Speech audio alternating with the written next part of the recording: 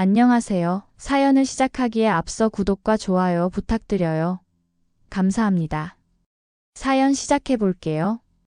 결혼한 지 3년이 됐어요. 지금 와서 돌이켜보면 처음부터 징조가 있었던 것 같아요. 저희 집안이 좀 넉넉한 편이었거든요.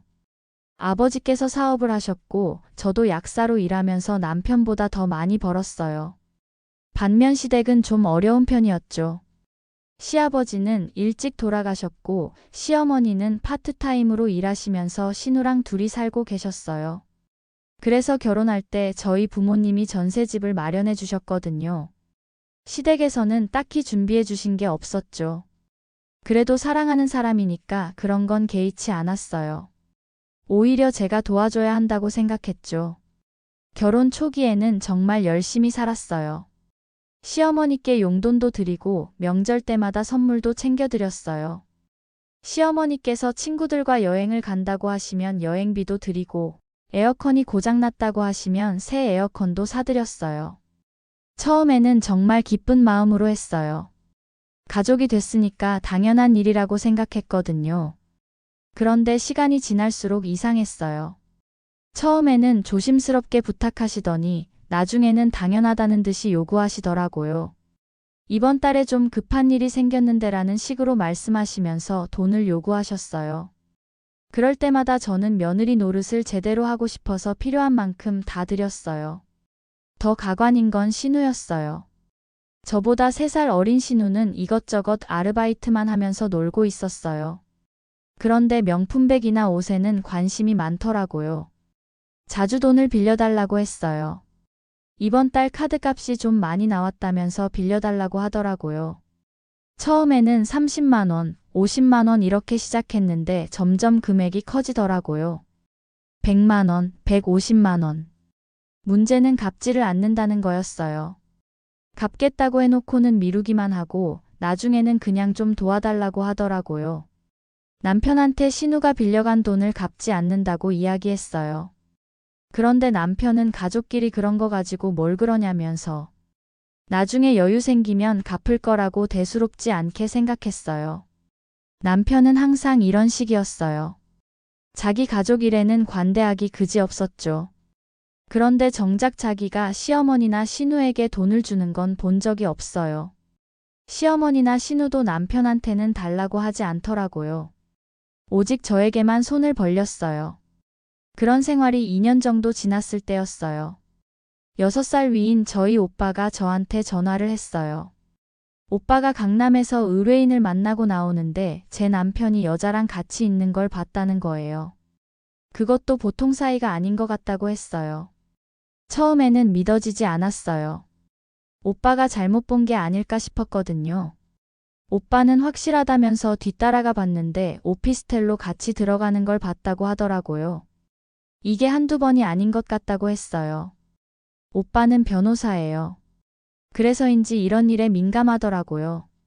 미련 갖지 말고 증거 모아서 바로 이혼하라고 하더라고요. 이런 놈들이랑 붙어 있으면 저만 손해라고 했어요. 하지만 저는 쉽게 믿을 수가 없었어요. 남편이 바람을 피운다니. 그런 사람은 아닐 거라고 생각했거든요. 아니, 그럴 배짱이 있는 사람도 아니었어요. 그때부터 남편을 유심히 관찰하기 시작했어요. 그러고 보니 이상한 점들이 하나둘씩 보이더라고요. 원래는 평일에만 출장을 갔는데 언젠가부터 주말 출장이 늘었어요. 핸드폰도 예전보다 신경 쓰면서 보더라고요. 남편에게 이번 주말에도 출장 가느냐고 물어보면 부산 쪽 거래처 때문이라고 하더라고요. 그런데 알고 보니 부산이 아니라 서울 시내 오피스텔이었던 거죠. 한 달 정도 증거를 모았어요. 사진도 찍고 오피스텔 출입 기록도 확보했어요. 아예 거기서 살림을 차리고 있더라고요. 상간녀는 남편보다 5살 어린 회사 동료였어요. 그 모든 걸 알게 됐을 때 정말 허탈했어요. 제가 시댁을 위해서 돈을 쓰고 있을 때 남편은 딴 여자와 신혼생활을 하고 있었던 거예요. 그런데 바로 그때 시어머니께서 또 전화를 하셨어요. 신우가 결혼하게 됐다면서 준비할 게 많으니까 도와줘야 한다고 하셨어요. 신우 결혼 준비라니. 정말 기가 막혔어요. 신우는 만날 때마다 결혼은 관심 없다고 하더니 갑자기 결혼한다고 하네요. 시어머니께서는 좋은 사람을 만났다면서 그 집안도 괜찮다고 하셨어요. 그런데 준비할 게 많다고 하시더라고요. 며칠 뒤 시어머니와 신우가 집에 왔어요. 결혼 준비 이야기를 하러 왔다면서요. 신우는 당연하다는 듯이 신혼집도 준비해야 하고 예단도 맞춰야 한다면서 할 게 정말 많다고 했어요. 마치 제가 다 해줄 거라고 확신하는 것 같았어요. 시어머니가 신우 신혼집을 반반하기로 했는데 시댁 쪽에서 내야 할 돈이 좀 된다고 하셨어요. 전세로 들어가도 5천만 원은 있어야 한다면서 제가 대출이라도 받아서 마련해 달라고 하시더라고요. 5천만 원이요? 제가 지금까지 시댁에 쓴 돈만 해도 몇 천만 원인데 이제는 아예 대출까지 받으라고 하시네요. 저는 잠시 생각했어요. 남편의 불륜 사실을 알게 된 지금 이 상황이 너무나 우스웠어요. 상견례 전에 마련하겠다고 대답했어요. 제가 그렇게 대답하자 시어머니와 신우는 너무나 기뻐했어요. 역시 우리 며느리라면서 신우도 역시 도와줄 줄 알았다고 하더라고요. 그 순간 정말로 계획이 섰어요. 상견례 날 모든 것을 끝내기로 했어요. 상견례 날이 왔어요. 시어머니는 들떠 계셨어요. 신우도 마찬가지였어요. 저는 시어머니와 신우, 남편을 먼저 보내고 좀 뒤에 상견례 장소로 갔어요. 그때 제 가방에는 이혼 서류와 남편 불륜 증거들이 들어 있었어요. 상견례 장소는 강남의 고급 한정식집이었어요. 시어머니가 체면을 위해서 비싼 곳으로 정했더라고요. 도착했을 때 이미 양쪽 가족들이 다 모여 있었어요. 신우의 예비사돈들은 정말 품이 있어 보이셨어요. 예비신랑도 공무원이더라고요. 예비사돈들이 저를 반갑게 맞아주셨어요. 정말 인품이 좋으신 분들 같았어요. 시어머니는 평소와 달리 정말 점잖게 행동하셨어요. 예비사돈들 앞에서는 세상 사람 좋은 척 하시더라고요. 시어머니는 귀한 딸이라며 정말 소중하게 키웠다면서 귀한 아들분과 결혼하게 되어 영광이라고 하셨어요. 신우도 평소 건방진 모습은 어디 가고 얌전한 예비 신부 행세를 하고 있었어요. 예비사돈 어머니가 신우가 정말 예쁘다면서 자기 아들이 복이 많다고 하셨어요. 시어머니는 과찬이라면서 신우가 철이 없어서 앞으로 많이 가르쳐 달라고 하셨어요. 그 말에 저는 속으로 웃었어요. 철이 없다는 건 맞지만 가르쳐서 고쳐질 수준은 아니거든요. 그때 예비사돈 아버지가 신혼집 이야기를 꺼냈어요.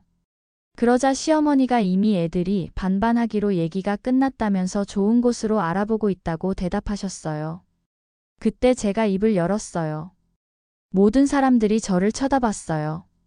시어머니와 신우의 표정이 순간 굳어지더라고요. 저는 이 결혼을 엎으려고 나왔어요. 순간 식당이 조용해졌어요. 예비사돈들도 놀란 표정으로 저를 바라봤어요. 저는 결혼해서 지금까지 한 번도 가족 대접을 받은 적이 없어요. 결혼하고부터 계속 한 달에 2-3번씩 시어머니는 돈을 요구하고 철딱선이 없는 신우는 맨날 카드값 모자라다고 돈 빌려가서 갚은 적도 없어요. 야, 너 지금 뭐 하는 거야? 시어머니가 화를 내며 소리쳤어요. 하지만 저는 멈추지 않았어요. 그동안 제가 시댁에 쓴 돈만 해도 몇 천만 원이에요. 그런데 이제는 신우 신혼집 전세금까지 저한테 마련하라고 하시네요. 남편이 제 팔을 잡으며 말렸어요. 저는 남편이 손을 뿌리치고 더 큰 소리로 말했어요. 뭐가 부족해서 이런 집안과 사돈을 맺으려고 하세요? 그 와중에 제 남편은 바람펴서 살림까지 차렸어요. 이 말에 남편은 깜짝 놀라면서 저를 쳐다봤어요. 시어머니는 헛소리하지 말라고 하셨지만 저는 이미 준비한 증거들을 꺼냈어요. 이것 좀 보라고 하면서 사진들과 서류들을 테이블 위에 펼쳤어요. 남편이 상간녀와 함께 찍힌 사진들, 오피스텔 출입 기록, 블랙박스 영상까지요. 예비사돈들의 얼굴이 점점 굳어졌어요. 특히 예비사돈 아버지는 남편을 보는 눈빛이 차갑게 변했어요. 저는 예비사돈들을 향해 지금이라도 물으라고 말했어요. 아직 늦지 않았다고 했어요. 한 달에 간신히 200 벌면서 맨날 명품의 외제차에 개념 없는 며느리 들여서 귀한 아들. 인생 망치지 마시고 지금이라도 멈추세요. 전 이 말 하려고 나왔어요. 신우가 소리를 질렀어요. 저보고 미쳤냐고 하더라고요. 남편은 저를 끌어내려고 했어요. 그때 저는 준비해온 이혼 서류를 남편한테 던졌어요. 더러운 손 치워. 너랑도 오늘로 끝이야. 당장 내 집에서 내 더러운 물건들 챙겨서 나가. 그리고 저는 상견례 장소를 나왔어요. 뒤에서 신우의 울음소리가 들렸지만 뒤돌아보지 않았어요. 예상했던 대로 집에 돌아온 후 시어머니의 전화가 빗발쳤어요. 저 때문에 신우가 파혼하게 됐다면서 책임지라고 하시더라고요. 어떻게 그런 짓을 할 수가 있냐고 하시더라고요. 그리고 곧 오빠가 저희 집으로 왔어요. 오빠랑 앞으로 계획에 대해서 이야기하고 있었는데 남편이 집에 왔어요. 술에 취해서 난리를 쳤어요. 저더러 미쳤냐면서 자기 동생 인생 망치려고 작정했냐고 하더라고요. 저는 네가 내 인생 망친 건 생각 안 하냐고 대답했어요. 남편이 제게 손을 들려고 하는 순간 오빠가 남편의 손목을 잡았어요. 네가 내 동생 인생 망친 건 생각 안 하냐? 더러운 새끼야. 오빠는 차갑게 말했어요. 내가 책임지고 내 동생 이혼시킬 거니까 위자료 두둑히 준비해 두는 게 좋을 거야. 증거는 충분하니까. 그날 남편은 집을 나갔어요. 아마 상간녀네 집으로 갔겠죠. 그 후 며칠 동안 신우에게서 저주 섞인 문자가 계속 왔어요.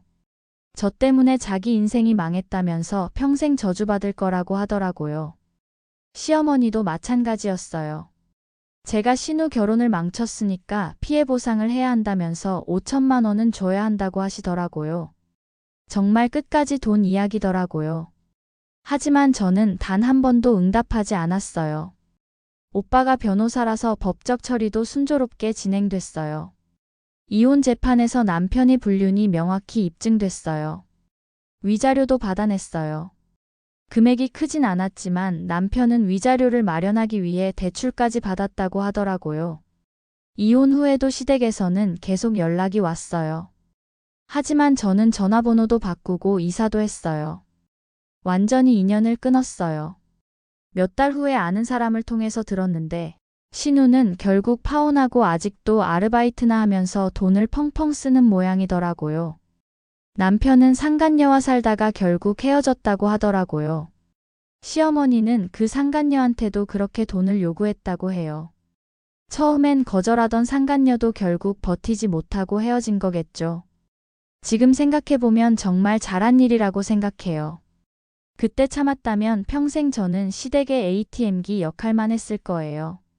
신우 결혼식 때 폭탄 터트리기를 정말 잘했어요. 아무튼 지금은 정말 홀가분해요. 더 이상 시어머니한테 돈 줄 필요도 없고 신우 카드값 대신 내줄 필요도 없고 바람피는 남편과 같이 살 필요도 없어요. 오빠 말이 맞았어요. 미련 갖지 말고 빨리 정리하길 잘했다고 생각해요. 그런 인간들과 평생을 살았다면 정말 지옥이었을 거라고요. 지금도 가끔 신우에게서 협박성 문자가 와요. 하지만 전혀 무섭지 않아요. 이미 그 집안의 실체를 다 알고 있거든요. 말만 그렇게 하지 실제로는 아무것도 못하는 사람들이에요. 며칠 전에는 시어머니에게서도 문자가 왔어요. 제가 시댁을 망친 거 하늘이 다 보고 있다면서 언젠가 벌 받을 거라고 하시더라고요. 정말 웃겼어요. 하늘이 보고 있다면 먼저 벌 받을 사람은 바람핀 아들과 그걸 감싸고 돈 뜯어낸 시어머니 본인일 텐데요. 정말 그래요. 지금 와서 보니 그때의 제가 너무 순진했어요. 착하게 살면 좋은 일이 있을 거라고 믿었거든요. 하지만 세상에는 그런 착함을 이용하려는 사람들이 너무 많아요. 앞으로는 절대 그런 일 없을 거예요. 누구든지 저를 이용하려고 한다면 가차 없이 정리할 거예요. 특히 돈 문제에서는 더욱 철저할 거예요. 그때 상견례에서 예비사돈분들이 보인 반응이 아직도 기억나요. 정말로 경악하시더라고요. 특히 예비사돈 어머니께서는 신우를 보는 눈빛이 완전히 바뀌셨어요. 신우는 그 일 이후로 몇 군데 선을 봤지만 다 안 됐다고 하더라고요. 결국 남편이 상간녀도 시어머니 때문에 도망가고 남편은 대출금 갚느라 빠듯할 거예요. 이혼 과정에서 남편이 대출이 꽤 있다는 걸 알게 됐거든요. 아마도 그래서 자기 돈으로는 시댁에 안 쓴 것 같아요. 월급도 적은데 대출금 갚으면서 바람까지 피려니 얼마나 빠듯했겠어요. 참 열심히도 사는구나 싶을 정도예요. 그리고 시어머니는 결국 철없는 신우 카드값 갚아주면서 사는 모양이에요. 이 정도면 충분한 대가를 치른 거 아닐까요? 제 긴 이야기를 끝까지 들어주셔서 감사합니다. 구독과 좋아요, 알림 설정까지 잊지 마세요.